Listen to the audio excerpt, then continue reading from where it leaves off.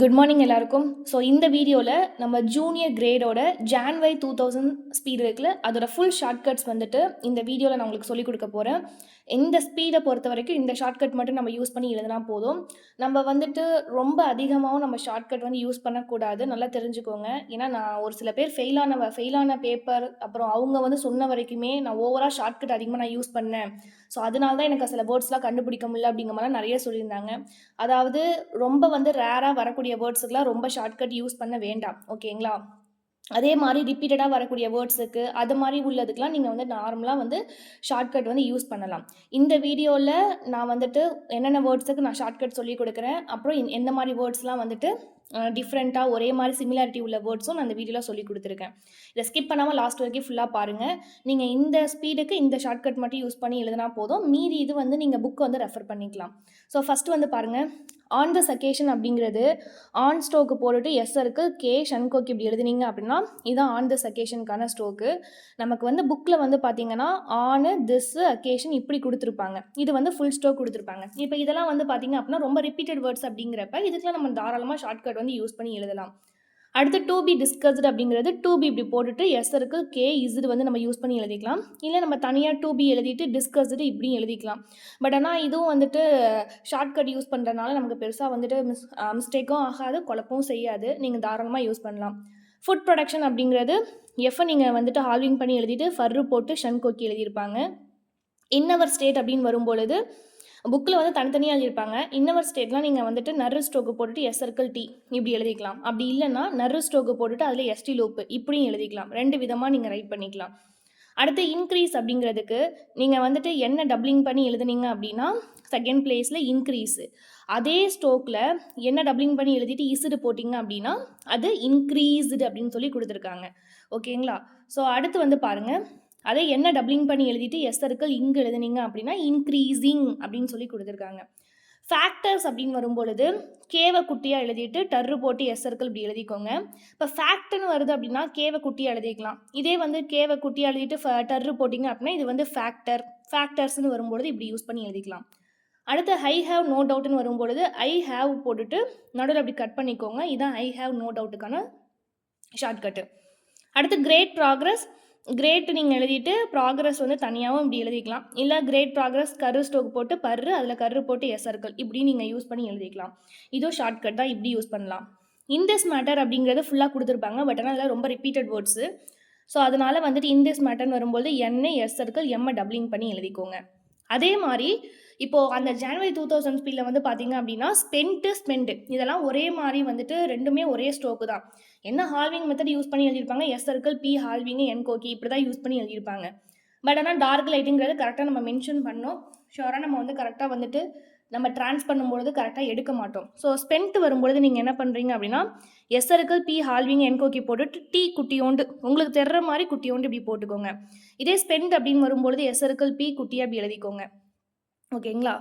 அதே மாதிரி இந்த சென்ட் அப்படின்னு வருது அப்படின்னா எஸ் சர்க்கிள் என்ன ஹால்விங் பண்ணி எழுதினீங்கன்னா ரெண்டுத்துக்குமே ஒரே ஸ்ட்ரோக் தான். இதை நம்ம என்ன பண்ணிக்கலாம் அப்படின்னா எஸ் சர்க்கிள் என்ன ஹால்விங் பண்ணி எழுதிட்டு குட்டியோண்டு கோடு போட்டுக்கலாம். சென்ட்னு வரும்பொழுது நீங்கள் இப்படி போட்டுக்கலாம். நான் டி வரும்பொழுது குட்டியோண்டு கோடு மட்டும் நீங்கள் நீட்டி விட்டு எழுதிக்கோங்க, ஓகேங்களா? உங்களுக்கு தெரிற மாதிரி நான் சொல்கிறேன். இதெல்லாம் நம்ம வந்துட்டு ஒரே மாதிரி சிமிலாரிட்டி உள்ள வேர்ட்ஸா, ஸோ அப்போல்லாம் கண்டிப்பாக மிஸ்டேக்காக நிறைய நம்ம இது மாதிரி தான் நம்ம ஆஃப் மிஸ்டேக் நிறைய பண்ணுவோமே. இதெல்லாம் நீங்கள் வந்து கரெக்டாக நோட் பண்ணிக்கோங்க. மோர் அட்டென்ஷன் வரும்பொழுது மறு ஸ்ட்ரோக்கு போட்டுட்டு டீயை கட் பண்ணிங்க அப்படின்னா மோர் அட்டென்ஷன், எங்கெல்லாம் அட்டென்ஷன் வருதோ அதுக்கு முன்னாடி உள்ள ஸ்ட்ரோக்கில் இது மாதிரி கட் பண்ணிக்கலாம். அடுத்து வந்து பார்த்தீங்க அப்படின்னா ஒர்க்கு ஸ்ட்ரோக் வந்து டபிள்யூ போட்டு கே வந்து இந்த மாதிரி எழுதுனீங்க அப்படின்னா ஒர்க்குக்கான ஸ்ட்ரோக்கு, ஓகேங்களா? இது வந்து சில பேருக்கு டவுட் வரும், வீக்கும் நம்ம இதே மாதிரி தானே எழுதுவோம்னு சொல்லிட்டு. வீக்குக்கு நீங்கள் தேர்ட் பிளேஸில் முன்னாடி பக்கம் வவுல் வச்சுக்கோங்க. இப்போ இது வந்து ஒர்க்குன்னு வந்துச்சு அப்படின்னா நடுவில் அப்படி கட் பண்ணிக்கோங்க. ஒர்க்கிங் வந்துச்சு அப்படின்னா லாஸ்ட்டில் இங்குக்கு டாட் வச்சுக்கோங்க, ஓகேங்களா? இதே நீங்கள் வந்துட்டு இங்கே வந்து மேலே வவுல் வைக்கிறீங்க அப்படின்னா அதை நம்ம வீக் இப்படி படிப்போம், ஓகேவா? வீக் அப்படின்னு படிப்போம். இது வந்து ஒர்க்குக்கு இப்படி யூஸ் பண்ணி எழுதிக்கோங்க. அடுத்து ஃபுட் கிரைன்ஸ் அப்படின்னு வரும்பொழுது எஃப் ஹால்விங் பண்ணி எழுதிட்டு கர்ரு எண்ணுக்கு டைரக்ஷனில் எஸ் சர்க்கிள் ஃபுட் கிரைன்ஸ். புக்கில் வந்து எஃப் டி கர்ரு எண்ணுக்கு டைரக்ஷனில் எஸ் சர்க்கிள் இப்படி வந்து கொடுத்துருப்பாங்க. ஸோ இது வந்து பெட்டர், உங்களுக்கு ரெண்டில் எது பிடிச்சிருக்கோ நீங்கள் யூஸ் பண்ணிக்கலாம். அதே மாதிரி ஃபார் திஸ் பர்பஸ்ன்னு வரும்பொழுது ஃபார் எழுதிட்டு எஸ் சர்க்கிள் பிஏ டபுளிங் பண்ணி எழுதிட்டு எஸ் சர்க்கிள் இப்படி போட்டிருப்பாங்க. இன்னொன்னு என்ன பண்ணியிருப்பாங்க அப்படின்னா, ஃபார் திஸ் எழுதிட்டு பர்ப்பஸுக்கு பி அப்படி கட் பண்ணி எழுதியிருப்பாங்க. நீங்க 2ல உங்களுக்கு எது கம்ஃபர்டபுளா இருக்கோ நீங்க யூஸ் பண்ணிக்கலாம். நீங்க ஸ்ட்ரோக் எழுதுறீங்க அப்படின்னா, உங்களுக்கு எந்த ஸ்ட்ரோக் வந்து கம்ஃபர்டபுளா இருக்கோ, எனக்கு எது போட்டா ஈஸியா இருக்குமோ, அத மேக்ஸிமம் வரைக்கும் ட்ரை பண்ணுங்க. ஷார்ட்கட் யூஸ் பண்ணலாம். இப்ப நான் இந்த மாரிலாம் இதெல்லாம் ரிப்பீட்டட் வேர்ட்ஸ் இந்த மாரிலாம் நான் சொல்றேன். அதுக்கெல்லாம் நீங்க தாராளமா யூஸ் பண்ணலாம். ரொம்ப வந்துட்டு அந்த ஸ்பீட்ல வராத இப்ப ரொம்ப வந்து எப்படி சொல்றது? அதாவது ரேரா வரக்கூடிய வேர்ட்ஸுக்கு நீங்க ரொம்ப ஷார்ட்கட் யூஸ் பண்ணீங்க அப்படின்னா, அந்த இடத்துல வந்துட்டு நமக்கு ஸ்பீடு வாசிக்கிறப்ப டக்குன்னு நமக்கு வந்து அந்த வேர்ட் வந்து ஸ்ட்ரைக்கும் ஆகாது. உங்களுக்கு அந்த இடத்துல ஃபுல் ஸ்ட்ரோக்கும் ஞாபகம் வராது. ஷார்ட்கட்டும் ஞாபகம் வராது. அப்படியே நீங்க ஷார்ட்கட் யூஸ் பண்ணி எழுதினாலுமே, உங்களுக்கு வந்து அந்த வேர்ட திரும்பி எடுக்கும்பொழுது ரொம்ப நமக்கு ஸ்ட்ரகிள் ஆகும். எல்லாருமே வந்துட்டு ஒரு 10 ஸ்பீட் எழுதிட்டா 11ஆம் ஸ்பீட்லேருந்து ஆட்டோமேட்டிக்கா எல்லாருமே நம்ம வந்துட்டு எழுத ஆரம்பிச்சுருவோம். தானாவே எழுத ஆரம்பிச்சுருவோம். ஆனா, இதுல என்னன்னா, நம்ம போட்ட ஸ்ட்ரோக்க நம்ம வந்து எடுக்கணும். அதுதான் இதுல ரொம்ப முக்கியம். ஓகேங்களா? நீங்க எழுதியிருக்கீங்க அப்டின்னா, அந்த ஸ்ட்ரோக்க உங்களால எடுக்க முடியுதாங்கிறது பார்க்கணும். அப்ப நீங்க வந்து ஒரு 2, 3 ஸ்பீட் எழுதிட்டு அதுல ஷார்ட்கட் யூஸ் பண்ணி பாருங்க. இல்ல எடுக்க முடியல, கஷ்டமா ஃபீல் ஆகுதுன்னா, அப்படியே சேஞ்ச் பண்ணுங்க. அத நீங்க தான் கரெக்ட்டா சேஞ்ச் பண்ணி கொண்டு வரணும். அடுத்து வந்து பாருங்க, வி. இந்த வி, விஆர், வேர், அடுத்து வெதர். இதுக்கெல்லாம் நான் ஒரு வேர்ட் சொல்றேன். அதாவது வி வரும்பொழுது டபிள்யூ ஸ்ட்ரோக்க நீங்க எழுத போறீங்க. ஓகேங்களா? வி வரும்பொழுது டபிள்யூ ஸ்ட்ரோக்க எழுத போறீங்க. இதே விஆர் வரும்பொழுது டபிள்யூ ஸ்ட்ரோக்கு ஆர் வந்து எழுதுவீங்க. அதே மாரி இப்ப வந்து இந்த வேர் இருக்குல்ல, இந்த வேரும், இந்த விஆரும் சேமா தான் எழுதுவோம். 2த்துக்குமே நீங்க வந்து ஸ்ட்ரோக் வந்து ஒரே மாரி தான் போடுவீங்க. ஆனா, நீங்க விஆர் வரும்பொழுது நடுவுல கட் பண்ணிக்கோங்க. வேர் வரும்பொழுது அப்படியே போட்டுக்கோங்க. அதே மாரி இந்த வேருக்கும், வெதருக்கும் வந்து டபிள்யூ ஸ்ட்ரோக்க அதாவது கொக்கி வந்து பெருசா இப்படி யூஸ் பண்ணி எழுதுவோம். 2த்துக்கும் ஒரே ஸ்ட்ரோக் தான். நீங்க வந்து வேருக்கு மட்டும் இப்படி யூஸ் பண்ணி எழுதிட்டு, வெதர் வரும்பொழுது டபிள்யூ மட்டும் குட்டியோண்டு போட்டுக்கோங்க. ஓகேங்களா? ஸோ இத சேஞ்ச் பண்ணி எழுதிக்கோங்க. ஏன்னா 2ம் ஒரே மாரி வரும்பொழுது, ஏதாவது ஒரு சிமிலாரிட்டி நம்ப வச்சு கண்டுபிடிக்கணும். ஸோ அதுக்கேத்த மாரி நீங்க ஷார்ட்கட் வந்து யூஸ் பண்ணி எழுதிக்கோங்க. சம் அதர் வரும்போது எஸ் சர்க்கிள் எம்ம டப்ளிங் பண்ணி எழுதிக்கணும் some other. As also, is also அந்த மாரிலாம் வரும்பொழுது, நீங்க ஆஸ் ஆல்சோன்னு வரும்போது ஆஸ் போட்டுட்டு ஆல்சோ கீழ கோடு மட்டும் போட்டா போதும். ஸோ இதெல்லாம் ரிப்பீட்டடா வரக்கூடிய வேர்ட்ஸ் தான். ஸ்டெப் அப் அப்படின்னு வரும்பொழுது எஸ்டி லூப் போட்டுட்டு பியை டப்ளிங் பண்ணி எழுதிக்கோங்க step up. Has not been வரும்போது எஸ் சர்க்கிள் என் வந்து ஹால்விங் பி போட்டு என் கோக்கி, அதாவது ஹேஸ் நாட் பீன். ஓகேங்களா? சோ ஃபேரஸ்ன்னு வரும்பொழுது இப்போ சோ ஃபேர்னா எஸ்ஸை டப்ளிங் பண்ணி எழுதிக்கோங்க. சோ ஃபேரஸ்ன்னு வரும்போது எஸ்ஸை டப்ளிங் பண்ணி எழுதிட்டு எஸ் சர்க்கிள் போட்டுக்கோங்க. So phrase. No such facilities அப்படின்னு வரும்பொழுது என்னு எஸ் சர்க்கிள் ஜே போட்டுக்கோங்க. சச் அப்படியே சேர்த்து எழுதிக்கோங்க. ஃபெசிலிட்டிஸ் வந்து நீங்கள் என்ன பண்ணிக்கலாம் அப்படின்னா எஃப் எஸ் சர்க்கிள் கட் பண்ணிக்கலாம். F S circle. ஓகேங்களா? No such facilities. To this மேட்டர்லாம் ரொம்ப ரிப்பீட்டட் தான். அப்போ டு திஸ் மேட்டர்னு வரும்போது டூ போட்டு எஸ் சர்க்கிள் எம்மை டப்ளிங் பண்ணி எழுதிக்கோங்க. அதான் டூ தனியாக திஸ் தனியாக மேட்டர் தனியாக எழுதுறது ரொம்ப லென்த்தாக போகும். ஸோ இது வந்து யூஸ் பண்ணிக்கலாம். கிரெடிட் ஃபெசிலிட்டிஸ் அப்படின்னு வரும்போது கர்வ் ஸ்ட்ரோக்கு டி போட்டுட்டு எஃப் அப்படி கட் பண்ணி எழுதிக்கோங்க. ஆர் கன்சல்ட்னு வரும்பொழுது R stroke S circle R stroke எழுதிக்கோங்க. எஸ் சர்க்கிள் ஆர் வந்து ஹால்விங் பண்ணி என் கோக்கி எழுதிக்கோங்க. ஓகேங்களா? அது அடுத்து தேர் இஸ் நோ டவுட் அப்படின்னு வரும்போது தேர் இஸ் எழுதிட்டு ஒரு கோடு மட்டும் இப்படி போட்டிங்கன்னா போதும். தேர் இஸ் நோ டவுட் அப்படின்னு அர்த்தம். அக்ரிகல்ச்சரல் பேங்க்ஸ் அப்படின்னு வரும்பொழுது அதாவது கர்ரு ஸ்ட்ரோக்கு. ஓகேங்களா? கர்ரு ஸ்ட்ரோக்கை நீங்கள் டப்ளிங் பண்ணி எழுதிட்டு பேங்க்ஸ் அப்படிங்கிறதுக்கு பி எஸ் சர்க்கிள் கட் பண்ணி எழுதிக்கோங்க. இதே அக்ரிகல்ச்சர்னா கர்ரு ஸ்ட்ரோக்கை நம்ம டப்ளிங் பண்ணி எழுதுவோம். அக்ரிகல்ச்சரல் அப்படின்னு வரும்பொழுது டப்ளிங் பண்ணி எழுதிட்டு டவுனோட எல் வந்து யூஸ் பண்ணி எழுதிப்போம். In different parts of the state அப்படின்னு வரும்பொழுது என் ஸ்ட்ரோக்கு டி அதில் பர்ரு போட்டு எஸ் சர்க்கிள் டி இப்படி எழுதியிருப்பாங்க. In different parts of the state. I am sorry to state அப்படின்னு வரும்பொழுது ஐ எம் சாரி இப்படி எழுதிட்டு டு ஸ்டேட்டுக்கு எஸ் சர்க்கிள் டி வந்து இப்படி எழுதியிருப்பாங்க. ஓகேங்களா? அடுத்து வந்து பார்த்தீங்க அப்படின்னா no such banks. No such banks அப்படின்னு வரும்பொழுது என்ன சச் வந்து எழுதிக்கோங்க. நோ சச் அப்படின்னு எழுதிட்டு பேங்க்ஸுக்கு பிஏ கட் பண்ணி எஸ் சர்க்கிள் எழுதிக்கோங்க. டூ தயர் பெஸ்ட் அப்படின்னு வரும்பொழுது டிஏ டப்ளிங் பண்ணி எழுதிட்டு S T loop. We regret inform you. We regret to inform you அப்படின்னு வரும்பொழுது வி இந்த கரு ஸ்டோக் அப்படி குட்டியாக எழுதிக்கோங்க. இன்ஃபார்ம் யூ என்ன பண்ணியிருப்பாங்கன்னா சில பேர் வந்து இப்படி போட்டிருப்பாங்க. பட் ஆனால் வி ரிக்ரெட் இன்ஃபார்ம் யூ இன்னொரு டைம் இன்னும் வேறு மாதிரி எழுதலாம். அதாவது வி ரிக்ரெட் இப்படி எழுதிட்டு எங்கெல்லாம் டு இன்ஃபார்ம் யூ வருதோ கோட்டுக்கு கீழே டூ போட்டுட்டு இப்படி எழுதியிருப்பாங்க. டு இன்ஃபார்ம் யூன்னு வரும்பொழுது டி போட்டுட்டு யூ இப்படி எழுதியிருப்பாங்க. இல்லை இந்த மாதிரி எழுதிக்கிறதுனா எழுதிக்கலாம்.